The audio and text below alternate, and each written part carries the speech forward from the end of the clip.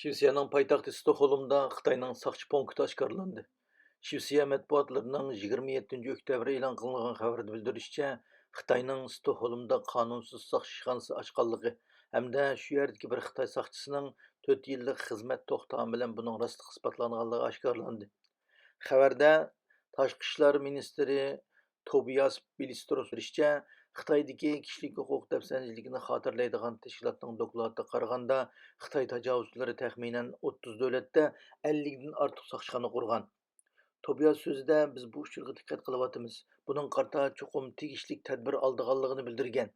Xabarda yana Xitoy saqchi punktining atoqli shu yerda turishliq Xitoy fuqarolarining pravosini almashtirish qulaylik yaratib berish maqsadida xizmat elib berish nomli xizmat qilayotgan shaklda e'lon qilgan bo'lsa-mu, ammo buning Shvetsiyaning qonun nizomlariga uyg'un emasligini, buningga munosabatlik elchixona xodimlarini chegaradan qo'g'lab chiqardiganligini bildirgan.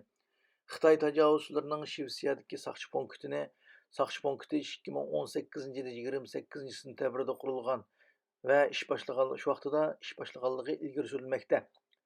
Analizchilarning ilgari surishicha, Xitoy tajovuzchilarining saqchi punkti qurilmasi dunyoning har yerida qurilgan Kunzi institutlari bilan o'xshash shaklda josuslik, uchur to'plash, Xitoyga qarshi qurilgan tashkilot va aktivistlarni nazorat qilish, tahdid silish, suiqasd qilish harakatini ilib boradiganligi ilgari surilmoqda.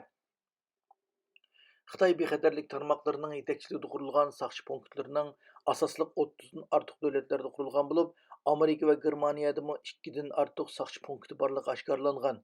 Uyg'urlar to'plashib o'ltiraqlashgan davlatlardagi Uyg'urlarga kelayotgan nomsiz telefonlarningmi mushu saqchi punktlari orqali elib berilganligi. Turkiya Turkiya Istanbulni markaz qilgan Shishli rayonida Xitoyning markaziy saqchi punktining xizmat qilayotganligi ilgari surilmoqda.